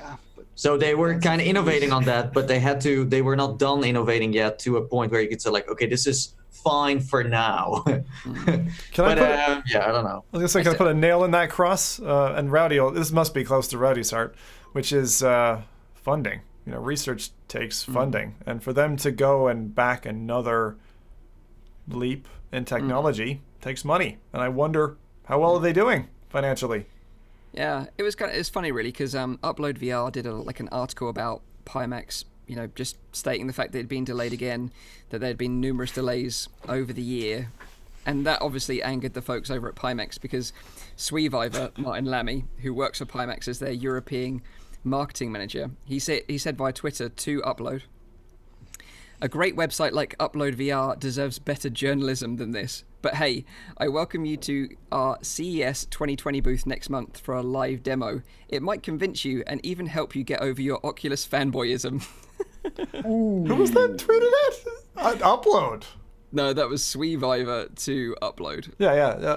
But Upload or fanboys of Oculus, are they? No, it's not a very smart move to do that. They could have just sent them an email like, "Listen, hey, you want to come over to CES, check out our product. You might want to change up," but this is kind of a hostile way of trying to get them interested. But it's fair criticism, right? Have they already delivered all of the Kickstarter backs? Well, no, they can't because people backed the 8KX, right? Yeah. So absolutely, if you read the article, it's completely fair. But yeah, it just seems very unprofessional. And I think, from a company like that, it seems unprofessional thing to do. Honestly, I would be very surprised if they deliver something this month. I don't know. I've just seen again, they really want to do the best for their customers, even that it doesn't feel like that. But I don't think December. But I don't have a problem with delays or with delaying, but for the viability of the company, I do think it's important that they stay ahead of their game, because there's other companies that are going to take that position. We already see that with the Valve Index, that they're already targeting exactly the same market, that prosumer, and I mean, it's hard to compete with Valve. You need to do something else. But on the other side, if you look at like their genre of VR headsets, Xtel, for example, where's Xtel right now? Like they could kind of, go toe-to-toe in that sense, but they seem to, maybe they do the smart thing and just keep themselves low until they have something proper, and then... Xtel were working on a consumer headset at one point, weren't they? Yeah, a gaming headset. Yeah. Right? So it'd be interesting. They were at VR Days too, almost across Pimax, but what their, vision is for next year, or for what target that is... I don't know. You see that all the time. Like, how are those controllers called again with the magnet shields? The ones from Pimax? No. Sixth Sense. Sixth Sense. Oh, yeah. They were back in the day. They were also they were going to be revolutionary, and then all of a sudden we saw companies making their own controllers, and they just disappeared. All of a sudden, that took 4 years, man. just like the 3D had as well. Yeah. It also disappeared. Hey, so there you go. I'm gonna cry a tear tonight for that one, Nathan. Let us know in the chat if you're still waiting for your Pimax. Love to know. Last bit of news this week is about the upcoming game from Big Box VR called Population 1. This is one that we've all been kind of waiting for. We've all kind of been interested in this title. Yeah. It was originally announced well over a year ago now. If you're not familiar with it, it's a cross-platform battle royale game in VR that includes climbing, gliding, shooting, and building. In a 1 kilometer square map. So they kind of looked like they were going to try and be like the Fortnite of VR in that sense. Battlefield, Fortnite of Duty, VR. That's a fair analogy. To kind of drop the bomb on that. So are people still in the mood next year? I don't know when next year for a battle royale game, because the moment they announced this was at Gamescom when Nvidia had these new graphics cards like Super Hyperino. I saw you doing an interview, amazing. About was great, but it's taking a while, and I'm sure they're going to deliver something nice and tight. It's the same problem again as we talked about with Pimax. Like in the time that they're going to release this, are people still going to be interested? And what has everyone else done in that time frame? If Valve announces a battle royale game and it looks even better and it looks even cooler, then people are not going to shed any money for this. Yeah, but so they have posted an update. They have given us some light at the end of the tunnel, and they said it on an email. So they got like a mailing list out, and they said that we're continuing to build a high quality environment, and we're optimizing it like crazy. Population 1 will run faster and smoother than ever before on both Quest and PC headsets. So I think the Quest version of this probably pushed it back a bit more, so they could get it cross-play between PC VR and Quest. But I think it's a smart move in some way, because the Quest user base are super passionate. They buy up all the latest games. You know, They review everything. They love everything, which is great. You know, so it's a great community to target for a game for sure. They said that although they're going to be launching in 2020, they don't have an official date just yet because there's many surprises that may come up, and they don't want to announce a date until they're 100% sure. But you So know, wouldn't it have been better then, instead of like launching it together, to be launching it just on PC first, and then afterwards, like you can still say it supports with the Quest Link cable, and afterwards saying we're working on a Quest tricky. version as well. it's tricky. It is. And I think it's tricky. They know it's tricky because they already made a multiplayer before that was able to live for, I think it was a year or so. Yeah, but Smashbox Arena, wasn't it? Smashbox Arena, liked where you was like Smashbox. playing as fruit, shooting people. Yeah. But you know, I'm interested in this title. I think it looks cool. Like we haven't had like a building battle royale game that incorporates building mechanics. So I think that's going to be interesting. And also the fact that you can climb any building a bit like in Stormland, for example. So that's going to be unique. I'm just a little scared that I think on Quest, everyone just buys everything, as you say, and most of it is great to experience on the Quest. But on the PC side, I feel like these people that played Battle Royale games before have been slightly damaged by all the shitty titles that came out, and are like, you know what, Battle Royale, I've seen it, and I'm not going back to it either. I found a new passion, and they have been looking around for other things to experience. I don't know. That's my feeling. But No, I get it. You know, Standout was one of those popular ones that has probably died to death now. yeah, and there was another like Warzone, Warfield, something. Loads. There were like Loads. 4 Bullets or and more. 5. Yeah. BAM was Rest so in peace. good. I loved BAM. So, oh man, that was such a I good remember game. that. Yeah. It was such a good BAM, game. yeah. Just the spectator camera. Like, if any other developers who create a battle royale game, like, learn from the BAM spectator camera, because it was awesome. You could see other spectators floating around in the headsets and looking at the guys, and you'd be talking to each other as you were dead. You're like, oh, he's definitely gonna get him. It's just shocking Pavlov does it how as well. No, Pavlov has that. with the Battle Royale mode, yes. Oh yeah, cool. it's just shocking how fast stuff fades away, because you're now talking about these titles again. I'm like, oh yeah, those were once popular, but now I'm like, I never even thought about that game existing anymore. I know, but that's also one of the main reasons that developers like to unify on the platform release is because as sales go, from the sales curve, like your day one is the highest chance that you're going to hype up your game, unless something happens that goes viral later. Like, that's your spike, and if you can do that across platforms uniformly, you don't get the backlash from community going, why is that not on Quest, and all this kind of stuff. So you can see why they would delay. But So there you go. That is Population 1, a title to look forward to Population 1. next year. Talking of fun titles to look forward to, now it's time to pass it over to Zim for some titles to look forward to next week. I love this every week because for those who don't know or might be new to the podcast, these guys have no idea what I queue up. Like Mike's stuff, he lets us know what's going down. So if we want to do whatever we want, we can pre-read or whatever. But they have no idea what I'm about to say. I could say anything. It's great. Also, before we Maybe get we to should it- talk about that after the podcast. Yeah, maybe. we need to have a meeting. But we should actually also mention, before you get into releases, actually, that we started doing highlights clips. yeah.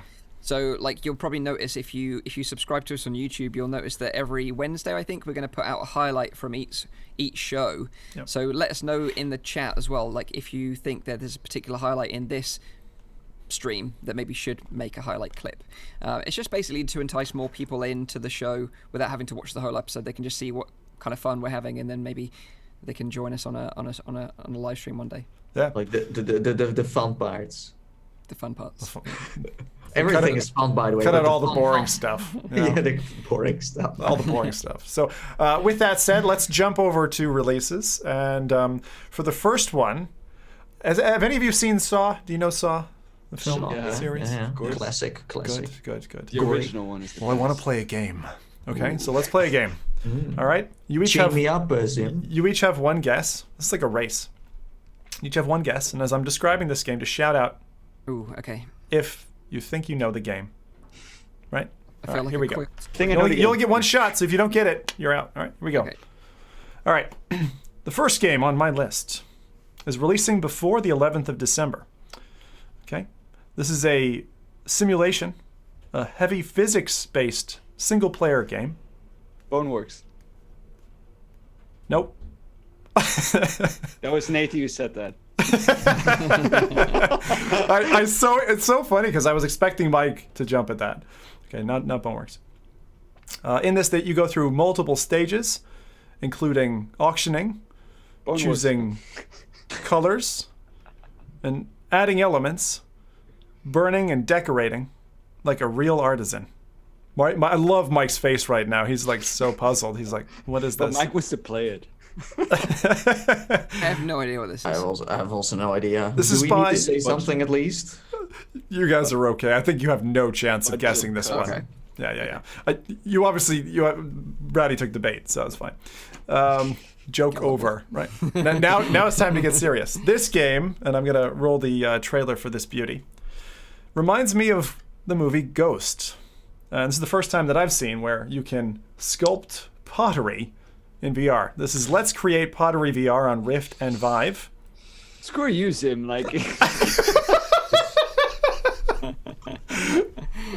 It's releasing a day before Boneworks and is a physics-based pottery wheel where you can build your own pottery with all the inconsistencies of the surface as you would if you were in real life. Now, the sad thing about this, and I think this is a real sin, it's got Rift and Vive support, but no support for the index, which you'd think with the fingers on the pottery, like that's got to be in there. Do you get the ghost version of Patrick Swayze? Like, yeah, spinning, that was what I was wondering. Like, is there going to be someone behind me?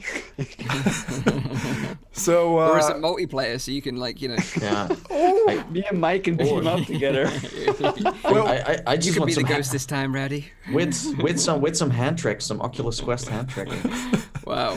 So Yeah. anyway, like, I mean, if you're into like the graffiti or the tilt brush, all these artisan games, this is something that I've not seen done before. And I actually thought that the pottery that you can good create reason. from it actually looks pretty damn good. So this is launching on the 9th of December.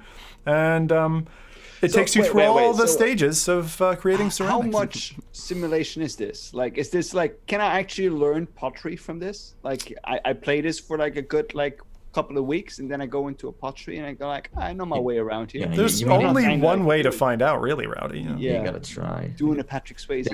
There is another pottery game that came out, I think, 2 months ago, where you also have to, maybe it's the same with this one, I don't know how arcade or simulated this is, but you actually had to use your feet to also spin the thing around. I don't know, I haven't done pottery in a while. I don't know. Is that the same turntable that Vive uses? Like, You can just sculpt the... Man, there's a viral video in that, lads. There's a No, viral it's video in that.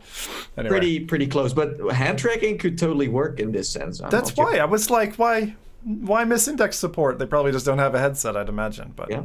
anyway, Also leap motion, I don't know, something like that could also be. anything. I thought it'd be pretty cool. Now, you know, I look forward to the day when it actually feels like you're touching clay. That would be pretty cool. That stuff is not easy, by the way. I remember doing it Goals, right? in Some school people have some times, you goals know. there. And then but the Touching cool thing clay. is when you put it in a kiln. You know, you create the pottery, put it in a kiln. Anyway, that's not is what you're so all here to specific, talk Sam. about. That was specifically just to catch one of you out, of course. Nice But it one. actually looks like a decent app, so I was surprised at the depth of it. Now, next, of course, Boneworks. Boneworks is landing on the 10th of Boneworks. December. Boneworks. Yeah, you got it, Rowdy. You got it. Good job. Gotcha. I still don't know the cost of this one, actually. I couldn't find it. I thought it was supposed to be about 20 quid or something, 20, 25. $30. $30? Okay. Yeah. So probably about 25 pounds then. Yep. Good. So many, I think, we're going to see this as the start of exciting index controller support games. Obviously, Half-Life Alyx has enough buzz around it, and we talked about that in depth in previous weeks. But, you know, the comparisons to Half-Life being clear, I actually think that the physics simulation and leveraging on the dev's own description of this, saying Boneworks is an experimental physics VR adventure, that's pretty nifty. So I think it's going to stand apart from it from Half-Life in terms of gameplay quite distinctly.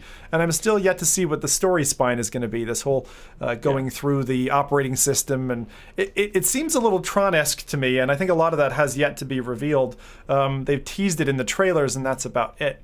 The last thing I'll say about Boneworks, because you guys, I'm sure, have been poring over the trailers as we have, is the warning that's given on the store page that I love, which says, physics-based enemies that can be interacted with and dispatched in a multitude of violent ways based on player interactions. Realistic and potentially disturbing enemies will enter the player's play space. Yeah. There is no safety bubble here. So, also, mechanics-wise, there is no safety bubble. This is a game for VR enthusiasts. This game is not going to hold your hand in a way where it's like, hey, here's some safety boundaries, here's some teleportation, here's this, here's that. It's not there. So if you compare it to Half-Life Alyx, this is for a specific audience, while Half-Life Alyx wants to be more broad in that sense. Yeah, I think I said this before. I'm a little bit less excited about Boneworks just in general, mainly because I see it as indeed a very experimental game. I don't think that the story is going to be, the one that is going to grip your attention. But in terms of a physics game, I think it's cool. And I think it's really catered to YouTubers in general, just because of those physics. You're going to be able to make a lot of fun videos with that. But in terms of gameplay, I'm not so sure. I feel like this is kind of like the Gmod we're getting, where people can create their own game modes, their own worlds, their own stuff. It's more, a baseline. Here's a blueprint, because this is, as Zim said, like it's the first glimpse into, hey, what potential does the Valve Index have? Like Source 2 and VR is super exotic. It's like what you kind of experienced in Vertigo 2. It's like something you have not experienced in any VR game before. Not in the Unity ones, not in the Unreal ones. Like Source 2 is adding something that none other engine can do, apparently. But that's why I'm saying, indeed, I want to temper the excitement for some people a little bit, because this is not going to be a game that is going to be fun for everyone, because people who just like to play just a general game, you gotta kind of entertain yourself in that sense. Yeah, I think so. No, that's true. I mean, I haven't played it, of course, I don't know, but the impression I'm getting. Well, you're right, because when I tried it at the office of Stress Level Zero, David had way more fun than me with this game, because I'm someone who's checking out all the mechanics, like, oh, how does this work? And he was just doing all these crazy things. He was like, oh, but can I do this and can I do that? And he was just going all over the place. So the more ideas you have in your mind, the more alive this game becomes. So yeah, as Rowdy said, it's definitely a part of the imagination that plays a big role. Yeah. I'm so hyped. I'm so hyped for it. On that point, I'm going to mention one more thing, because I love this from the description, but I didn't say it.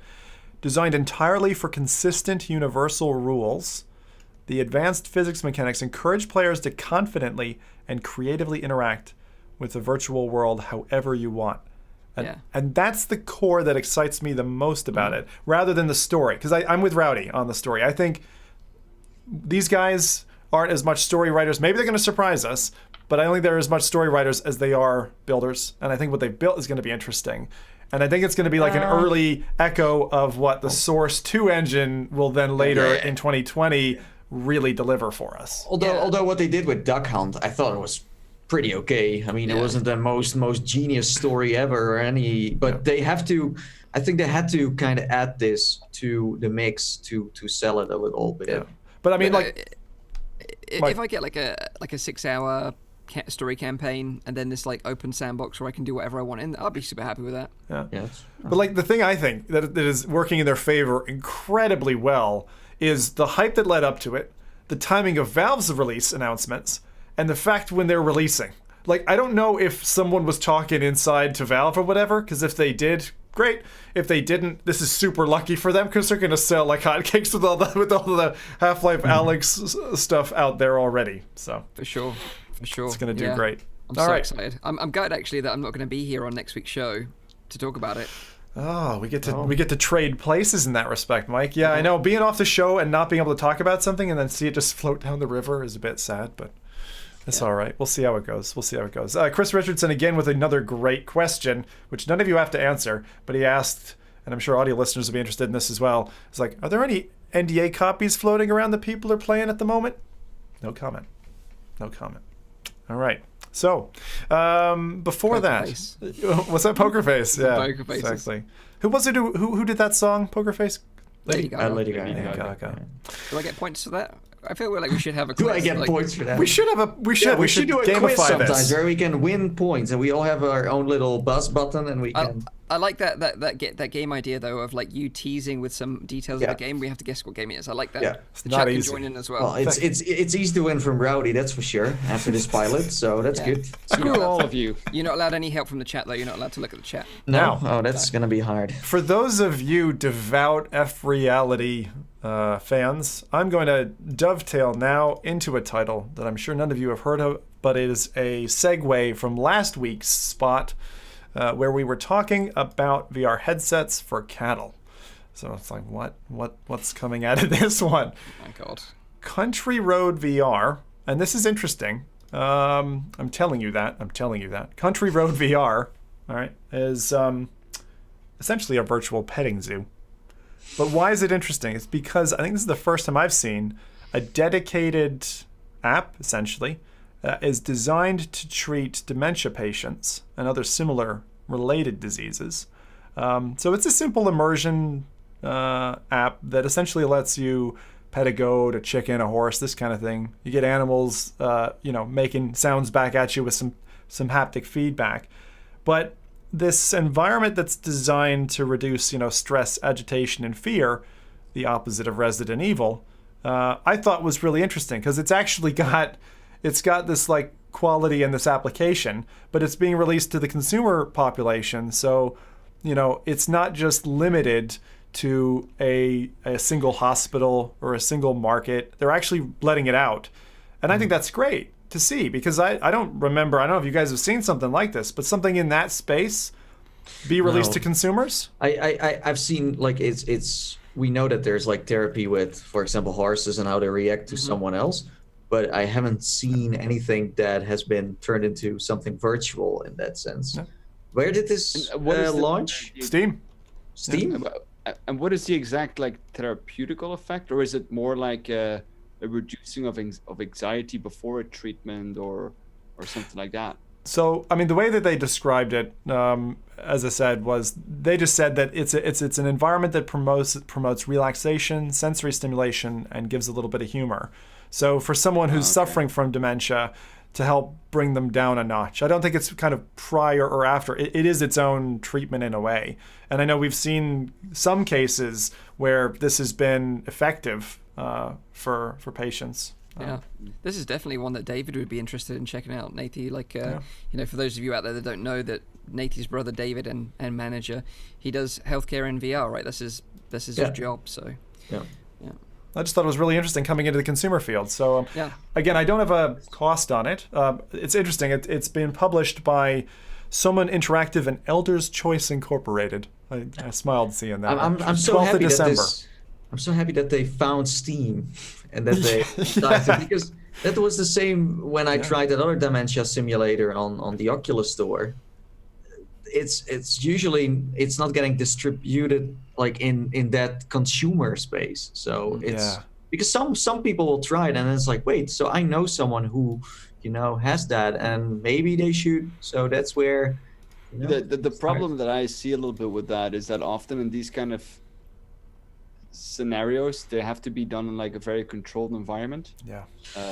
So I mean I don't really know exactly how this will work. I saw the VR block and that was actually a thing that came to mind as well. He mentions in the Twitch chat that there's a VR experience that helps kids with injections where the avatar in game administers those. And I thought it was going to be something like that as well, that that they were going to put the people in this kind of environment, make them sure that they're relaxed, and then they're going to administer some kind of treatment. And I was wondering about that. Live brain surgery right after. Maybe not that. Now that you're calm, now that you've played Pac-Man, let's just go in with a buzzsaw. Okay. So I've got one more for this week, which is an oldie, which is getting a sequel, Budget Cuts 2. So Budget Cuts 2 is dropping on December 12th. For £24, about $30. And Neat Corporation had a game before, if you hadn't played it, was Budget Cuts. Very much reliant on these kind of teleportation in portals, robots that want you dead. And I remember violently chucking some knives at some robots. It was a lot of fun. Scissors, knives, all these sharp objects. Toilet paper? Oh no, that didn't work. No. So Budget Cuts is very much a kind of a stealth action game. It stays true to its original roots in that you're teleporting around the place, and there's some kind of smart puzzles to follow on from that. They've promised, new enemies, new gadgets, new environments. We've seen in their trailer, a speeding train and things like that. So looks a bit different. New weapons too. Some new weapons, yeah. I think that there was great humor as well always in those games. Crossbow. Their humor is good, and I like their sound design actually. I haven't had a chance to play this yet. It's coming out officially on the 12th, and I think the one thing that I would say is they've clearly learned from some of the problems, and I've seen this across a couple of articles. The collision detection, what they do when that happens in the game, is a lot less frustrating in this title. Is what I've heard. But I think for me, there's still the problem of like what we've said. We've said this is probably the third item in this list so far in the podcast where time's moved on and being restricted to teleport only. I'm not sure I'm so happy wearing those shackles anymore. And also releasing on the same day as Boneworks, 2 days after. Actually. 2 days after. So, okay. I think Mike and I tried it at Gamescom. Yeah. The thing is, budget cuts at a rough launch, right? Didn't do that well at the start. They fixed a lot of stuff, and mechanics-wise, when this demo dropped, right, and when we saw the first trailers of this title, we were like, "Wow, this is next level." And back then, it was the newest thing ever, teleporting, looking through a portal, and then make your moves. Yeah, I don't I'm not completely sure if we are waiting for another budget cuts game. Do we really need another one? That's what I kind of wonder. What Zim mentioned as well, there's been a certain amount of time in between. But it's not just the mechanics. It's just overall, are people still interested in playing another? So one thing that's worth mentioning. Go on. Yeah. So the one thing I would just mention. So if you played the first one all the way to the end, this picks up where you left off. Yeah. But they've mentioned that you don't have to have played the first game to enjoy this. They made sure to design it that way. You can just jump in and enjoy budget cuts too. And honestly, from what I've heard, aside from I saw a pack for £40, you could get both games. But if it was me, I would actually say if you're interested in that style of game and you think that core gameplay loop is something you're interested in, you're okay with teleport, then I would probably just go for the second one. If you're gonna. I like what they did with the first one. I played it fully through. There were some legit scary moments in there as well, which I thought was awesome. Since I didn't really expect it to take a turn like that, but I'm excited for the second one mainly because of that, because I followed the story in the first one and I'm kind of interested in seeing what happens next. I'm quite excited about this. And for me, playing the original budget cuts, I had this moment in it when I was on my hands and knees on my floor, looking through a vent in the ceiling, and it was just so amazing. That was just so cool. Yeah, no, they were ahead of their time with the game. Did you try sticking your head through your floor? Because I did that a couple of times. No, I didn't. But yeah, you felt like you could. Put it that way. I do think we're gonna see a part for Quest in this, because they Neat Corporation made it with the help of Fast Travel, who made Apex Construct. Yeah. And they ported that one over, and then as one of the first developers found out that Apex Construct on Quest sold way better than the Rift S version. And even this week, where you saw some games getting, let's say, the first day 5 reviews on Rift S, where the Oculus Quest goes over 100 already. It's almost sad to see how the Quest hype train just rolls over everything else. It does. It doesn't care. It's the same. That's a good thing for us, I guess. Yeah, no, but it's good for the. Well, I mean, it's not like the other headsets get hurt by that, but it's you just see the Quest is just on a total different level than the rest. It is. Yeah, it is. It is. So that was pottery, crowbars. Pottery. Cows and knives. Yeah, I'm gonna go for the pottery one. That was your releases coming next week. Wow, what a mix! What a mix! Who would have thought that we'd be talking about a pottery game as alongside Boneworks? This is the thing, like Zim mentioned, we never talk about this stuff before the show. Everything we talk about is live, so we can have some. Nothing is staged here. I've always liked the surprise element. It just keeps you on your toes. The chickens was the best one I ever got you guys with. That was good. Go back to that episode. Quality. So let's talk about our main topic this week, and that is the Qualcomm Snapdragon XR2 processor. Now, why is this important and why do we care? Well, let me tell you why. Qualcomm, they currently are providing processors that power all the standalone VR headsets pretty much. The Quest, the Go, Vive Focus, Lenovo, Nreal, AR headset, even the HoloLens is using Qualcomm Snapdragon processors inside their headsets. Now, the Oculus Quest uses a Snapdragon 835 processor, which was predominantly a mobile phone processor, and it's kind of an older one as well. So when Oculus first announced the Quest and they said that they were using this processor, a lot of people actually got really upset with it and were very negative about this headset before even trying it, just based on this processor alone, because they didn't think it could achieve what Oculus was saying it could. But as we've witnessed now, months and months later, with hard work in the development side and some real fine-tuning of the optimization of the game, you can create some amazing looking games on the Quest, such as Red Matter and The Climb, like we talked about today. You have to pause you there for a second, Mike. Sure. This is sad, but I know, as a PC enthusiast who's used to upgrading his PC every year or 2 years, when you get a mobile headset, the concept that at some stage that processor is going to get better, it kind of just blew my mind a little bit. I'm kind of like, okay, now I'm really excited. Okay, continue. Yeah. Exactly. Yeah, exactly. And the thing is, as much as I love the Quest, I think it's a fantastic headset, I do sometimes feel like it is a bit sluggish. Like sometimes between apps and browsing and doing bits and pieces, sometimes it can just slow down a little bit. So this new news of a Snapdragon processor dedicated to AR and VR devices is, like Zim, I'm really excited about it, because that's exactly what this is. The XR2 is a chipset specifically designed for AR and VR. So apparently they announced it this week at a big sort of showcase, and these are some of the specs that they touted on stage. Now, they said that the XR2 chipset will offer twice the GPU and CPU performance of the 835, so we're talking twice the power of the Quest. And that's a big jump. That's big.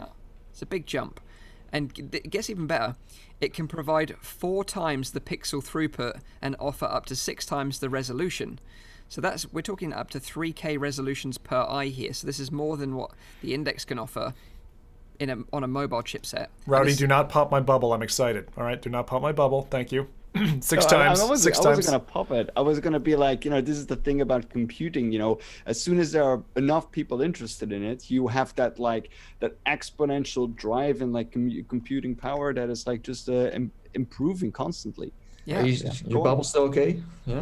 I think my bubble's still okay. I was just worried he was going to jump in and be like, this is like an incremental leap and you won't notice it or whatever. But I think for mobile VR, I think we will notice. Definitely. Twice the power of the Quest. Twice. I think we're going to notice that. We're like at the original iPhone, that big chunky brick, and we've still got to go through those revisions. So yeah, exactly. But with up to 3K resolutions per eye, and we're talking at refresh rates of 90 hertz here, not 72 hertz like we're locked to at the moment. And even at lower resolutions, we could see the refresh rate push even higher, up to 120 hertz. So kind of refresh rates that we're seeing on the Index at the moment. Which is very cool. The other really interesting thing is that this chip can support up to 7 tracking cameras. So that's going to provide better tracking volumes, more cameras dotted around the headset for tracking. But the more excited thing, which I think I'm really interested in, is that also includes eye tracking and facial expression tracking, which could be a game changer for social experiences. So I'm confused. So are they saying that there's pipes on the chipset that are dedicated for processing those types of interactions? Is that what they're saying? From Exactly. a chipset design? Yeah. Okay. Exactly. Okay. So up to 7 cameras that could be tracking cameras or facial tracking cameras or eye tracking cameras, as up to 7 basically is what they're offering on this platform. They're also going to be able to support true pass-through mixed reality modes where VR and AR can coexist in one device, and users can actually toggle between the levels of immersion. So say you're in a VR game, for example, and you want to get a slight view of what's going on around you, so you're not completely shut off from the real world, then you can toggle that slightly and get a pass-through effect added as a layer onto your it's like an opacity kind of thing. Whoa, yeah, the opacity thing. But I just imagined it. Think, it's like a volume slider on your phone. Yep. On this side is reality. On this side is F.Reality. Ooh, F.Reality slider. I do have to say, watching the trailer, it's a lot of bollocks what they're showing there, The though. float. Of course. Like, what the heck? Like they've shown. I've just watched the entire trailer that Zim has been playing, but it's all like AR.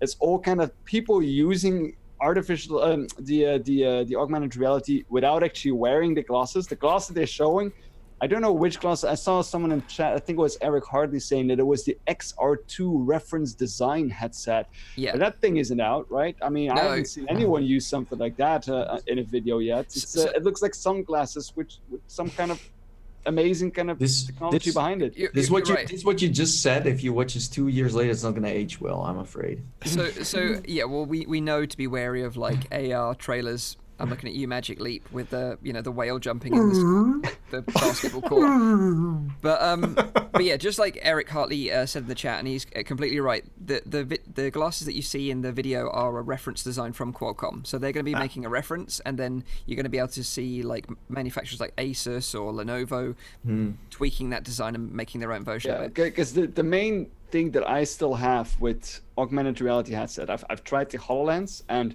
I wasn't a big fan just because of the ridiculously small field of view that you have. And like, as soon as that is not like, because that's a thing that I would like to see, because that's a thing that is like cool. Like if you have a big field of view, like your own eyes have, like about like 110 degrees. So then.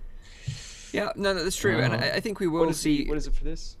Well, so this, I'm more excited about the VR element of this, obviously, but the AR thing is a part of this chipset as well, and Niantic, the people behind Pokemon Go, are behind this concept as well. So I would imagine these glasses, these reference design glasses, are going to probably support the next version of Pokemon Go, where you're going to be able to wear it out in the streets like we've always wanted and catch your favorite Pokemon. But this chip can also support up to 8K 360 video. Which also opens up the opportunities for a new generation of really immersive 360 and 180 video content. So we're talking Oculus Quest 2 and I don't know, Vive Focus 2 and whatever standalone VR headset comes next. Yeah, exactly. So it might not be the Quest 2. It might be a Quest competitor even decides to utilize this chipset. Correct. Because we haven't seen any competition really for the Quest. No one's really stood up to that plate. But they have seen the success though, so they must be triggered by that. Absolutely, and I think to next quote year. Xbox, nobody's interested in virtual reality. That's just That's just Phil story. Spencer, bless him. But I think next year, with Half-Life Alyx, with the success of the Quest, we will see more competition, and this is likely going to be like the processor that's going to, really step it up to what the Quest can offer now. But I do think probably it's likely that the Quest 2 will utilize this chipset as well, seeing what it can offer. Developers are going to hate me for saying this. I kind of like the leaps and bounds of development prowess that are shown by development studios who've managed to do what they can do with the Quest, because it's such a limited canvas to work with, and it's got so many restrictions, but they've still managed to deliver some pretty cool stuff. So actually, even though this chip is coming, I'm kind of glad that the initial starting point really pushed people to consider what was possible, because like back in the day when you only had a limited disk size, either on a CD or a floppy or something, you had to fit your game in that, so you couldn't be sloppy. And actually there's a lot of slop in like modern PC games, because it's like, all right, we've got hard drives that are 7 terabytes and I can just chuck all this to memory, and there's a lot of slop. So for old school programmers, I think the Quest as a platform has been a really good kind of reset button, and it'll be nice to have the extra pastures open up, but I'm glad we've gone through that. The thing that I'm still more excited about is just reduce weight. If they can just take out more weight, better battery life. And this is my point, because of course you don't get all these features for free. They cost more battery life. You're going to need bigger, more intensive batteries. But my guess is that the next iteration of Quest, the battery won't be in the headset. I think they'll probably go down the Magic Leap route and have like a pack that you clip to your belt or something like that. I think they're gonna build it into the back of the head strap. Yeah, that's what I'm thinking. I think they'll, if it's safe. If it's safe. I was like thinking that as well. Because I don't know, like it's such a complex kind of thing. It is. It's actually, the battery is the toughest part. But one of the cool things about the curve of CPU cycles and that is the smaller nanometer diameter between when you're trying to make like a potential difference between two circuits or whatever, and get that capacitive effect. You can actually do that with less and less and less power now. So you're getting actually more crunch out of it with drawing less from the battery. So actually, that's why we've ended up with amazing things in a phone-shaped package. So it doesn't necessarily mean that bulk is going to be the only way forward. We can probably still slim down, but battery tech is so slow. It's interesting to see like how fast like technology advances. While if there's one technology that is like very slowly progressing, it's battery technology. It's still the same kind of technology from like the time that it was invented. It's still a chemical process. I still love this idea though. Like Mike put it in my head now, but that there's going to be AR players swarming the streets. I mean, poor old Ray Charles, right? I mean, he died too early. He died back in 2004. Everyone's going to look like him on the streets now, you know? Like with these like dark shaded glasses walking around catching Pikachus, you know? Yeah, absolutely. And really, like in terms of features, I'm really just scratching the surface. They're also going to be 11 times better at processing AI in games than the current Quest version. It also is going to support 5G, so there's going to be options to have like that really fast wireless connection. That's really important. And the important thing, this is something I wanted to mention as well. So 5G is important because Wi-Fi is relatively friendly when it comes to again, remember before I said I don't like those units that sit on your head that are high bandwidth, because that has a much higher effect in terms of thinking like cancer and that than Wi-Fi. Wi-Fi is, I'm not going to say it's safe, but it's relatively safe in contrast. I'm going to disagree again. I have to. You can. Okay, discussion for another time, I guess. You know, I'm just going to end it here by saying, what if next year there's going to be a new head strap made out of tin foil? But going back to the XR2 chip, you know, I think it's cool. Like, it's literally just been announced. I think it's very exciting. You know, to have a dedicated chip for VR and AR coming in the future. We don't have to rely on these like, you know, mobile chipsets anymore that are being put in these headsets. Yeah, and plus like dedicated to VR, a chipset dedicated to VR. I think like that by itself already means a lot of where we are right now in history. And like I said, I really hope that this drives competition. I really hope that there is competition for the Quest, because you know, having a single company dominate a market isn't good for anyone. It's not good for consumers either. So I think, you know, more competition in the market space next year is going to be really interesting. I'm surprised, to be honest, that the prices on Quest, I shouldn't be saying this. Shouldn't say this. Oculus, stop listening. The prices on Quest aren't more. You know, like the software isn't more expensive, because at the moment they're kind of got the market cornered to an extent. Like if you're a Quest owner, you know what I mean? Like I think they've learned though. I think they've learned a lot over the years from the PC based market, in that you know, can't demand a price. There's a certain sweet spot for a VR game that you I can just ask. wonder if there's a company that can, at this point, that is not Facebook, that can compete. With that. Oh yeah. I'm sure there are. You know, Google maybe might do something else again. You know, they've made headsets before. Apple, Lenovo, Samsung, Asus, Apple, Samsung. Yeah, they're all players out there. Razer. But at the Razer. same They made time, the Facebook OS is not standing still, of course. 3D head. Yeah. 3D head. Yeah, no, that's the one. The return that's the of one. 3D head. Oh yeah, it's gonna be smaller this time. It's gonna happen. Yeah. 3D head 2, Ultra HD. So yeah, that is in a nutshell the Snapdragon XR2, an exciting new chipset for AR and VR. Lots of plenty of bogus trailer. A bogus trailer. But it is fantastic news, and actually it's something that the second you see it, like it's the kind of thing that you put it as your thumb or whatever, this chip, no one will fucking watch that, because no one knows to get excited for it and like what it means. But yeah, it's very exciting. Yeah.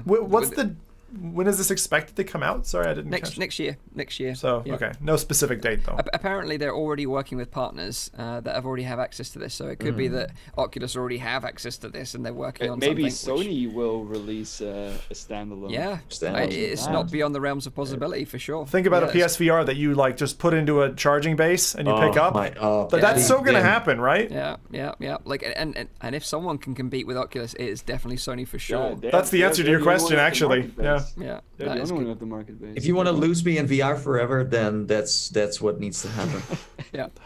Well, so there you have it. It's been an interesting show this week. Yes. I'm going to be away next week, actually, so Zim's going to be hosting the show. I'm gutted that I'm not going to be here to talk about Boneworks, but I'll make sure I talk about it when I come back. It's But let me okay. do a quick recap of the show, and then gives the chat some time to ask us some questions before we say goodbye. So just a reminder, it's a weekly VR, AR, and MR talk show, live streamed every Saturday on YouTube, Facebook, and on Twitch. We use Restream.io to make all this possible, by the way. So if you want to do a multi-stream cast in the future, that is definitely the way to do it. We'd recommend it. You can also catch the show in VR, chat with other like-minded VR enthusiasts using big screen TV. Really cool way to watch the show. The show goes live at 7 p.m. in Europe, 6 p.m. in the UK, 12 midday in Central US. And also check out the audio version. It's available on iTunes, SoundCloud, and on Spotify. Yeah, and what else? Leave a like on this video. And what else? Make sure you're subscribed. Yep, that's it. And? I did it all. Come back on Wednesday. Yeah. Oh, I missed something. Wednesday. Come back on Wednesday for a hot clip of something from the middle of this show. If there's something that in particular you liked, tell us now, or forever hold your peace. Yeah. So I want to throw something else into this podcast today, and that is that I think it was it last week that the Oculus Go sold very well Yeah. because of Black Friday. Yep. Yeah. And then, to my surprise, a whole discussion started of why it shouldn't be the top seller and what caused that. And I have no idea how this all happened, because in my opinion, we should be very supportive of the Go, of almost every headset. Yeah. People also already said, like, hey, not everyone, but some, that this headset was, done, and that it confused consumers in buying that specific headset and not the other ones. And I that doesn't, it has a great price. That's all I'm gonna say. Yeah, And it was the like thing what, is, $150? Yeah. And the thing is, like, with the Oculus Go, I still think it's a headset for a very specific audience. Like, if you're a media consumer and that's the only thing what you want to do in virtual reality, or you have a certain kind of disability, or I don't know, there's so many reasons I can think of that you might not want a Quest or a Rift. Why would you pay more for that? If you're not going to use those extra kind of features? Of course, we all like the Quest better than we like the Oculus Go. But we're using it for completely different means than the majority of the people that would buy a Go. Yeah. And even if you make a mistake, if you intended to buy an Oculus Quest and you bought an Oculus Go because you thought it was the same thing, well, then you're just misinformed. But I think volume-wise, there's actually been a little bit of a flood, because I don't usually get Go questions, and this week I've been getting a bunch. So I think there's a bunch of people who got in and are like, "What can I do on this? What on PC can I?" This is the question I got a lot. What can I play on PC through the Go? Even if I'm using other apps, like, what are the games that I can play with it, that I can connect to? And I was racking my brain, like, other than the games that the Go has natively, and using it for media watching videos, that type of stuff, is there much in the way of linking it to a PC and playing that way? You can play 2D games through like a virtual desktop thing that works. Exactly that. Real quick, it was even under $60 at Nordstrom rack stores. What? Wow. What? That's crazy. Wow. But yeah, even just to use it for virtual desktop to play, PC games like in another room in your house, completely immersed, I think that's worth $150 alone. I think when I saw people, a bit like Nathan said, saying that they were poisoning the well by buying, it was that's ridiculous. nonsense. That's nonsense. But there are so many also native games on Go that you can play. It's of course Face your entertainment. fears. Yeah. You can't play that on Narrows. Quest. Narrows, still my Narrows. favorite. Love So that. someone in the chat kind of summed it up. People were super worried that it were like clueless parents and aunts buying an Oculus Go, and then all the disappointment on Xmas started with the fact that they wanted to have a Quest. I don't believe that. I think that's complete bullshit. I know it's. I was like, if I wanted something, I made 100% sure that my parents knew exactly what to get me. I'd show them pictures. I'd show them device codes if I had to. I showed them the link to the freaking website. Yeah, of course. I wouldn't come home with an Oculus Go if I asked for an Oculus Quest. No way. And if they came home with an Oculus Go, I'd probably still be happy because I probably never tried virtual reality. I'm going to go on the other side. I have, for my entire life, lived with parents, both of whom are technophobes, and they would totally muck it up and get it wrong. So I It's your fault, understand. I But understand it's not that the dimension. majority. It's not the cause of the sale that No, went. and to be honest, this is gray, that one's black, right? Yeah, Plus, the Oculus Go is a great headset. it is. I It's love not it. a bad headset. No. So I don't know. I But use it it's, every week. to kind of wrap that up, it's just funny that I see some people have like let's say are a role model in a way, and they should be in the VR industry, and then they say the wrong things, and they are also misinformed in a way where they never tried to go. I'm like, if you never tried to go, then just don't say anything. But I also think that like I think opinions are good because they do draw Yeah. these discussions, and Yeah, it's yeah. good to see all frame. And I actually don't Yeah. mind like. I think we should be also tolerant enough. Like, I'm sure we've all had a rough opinion at some stage that was kind of off piece. But, you know, being opinionated is not necessarily a bad thing. Even if it's on a basis that's unpopular or whatever, I still like that the fact that that discussion happens and that we have, like, a global community that talks about these things. Because that's fun. It's fun to, like, discuss and figure out, okay, you know, where you sit and all of that. That's why this podcast is That's so exactly why this podcast exists. And by the way, if you did buy a Go, Facebook Horizon is coming to the Go as well, and hopefully it's going to be cross-platform, so there's still enough to look forward to. Yeah. So let us know. Is there any questions in the chat before we wrap this one up? Yeah, sorry, I was ranting too much about this whole thing. No, but I agree. It's a fair point. It's a fair point. PD asked, is Mike off climbing? No, I've got a Christmas party to go to next Saturday. So And pocket CPU for VR. Not sure what that means, Robin, but that was it. A pocket CPU. Pocket CPU? CPU for VR. A PSU, like a power supply. Oh, oh, yeah. PSU. Okay. yeah. Very good. Okay. No, I think that's us. Okay, cool. Yeah. Well, have a great week. Enjoy Boneworks, of course. Like, oh my god, I'm so hyped for that game. Also, make sure you catch the live stream of Nathy's talking about Half-Life Alyx of the Game Awards, if he ends up doing it. Maybe not. If we're doing it, yeah. Might not be worth it. Just do a reaction video. Save you a lot of time. Have a great week in VR. Until in 2 weeks' time, I'll see you. But these guys will be back next week at the usual time. So until then, take care and bye-bye for now. See you later. Bye-bye. Bye. Bye-bye.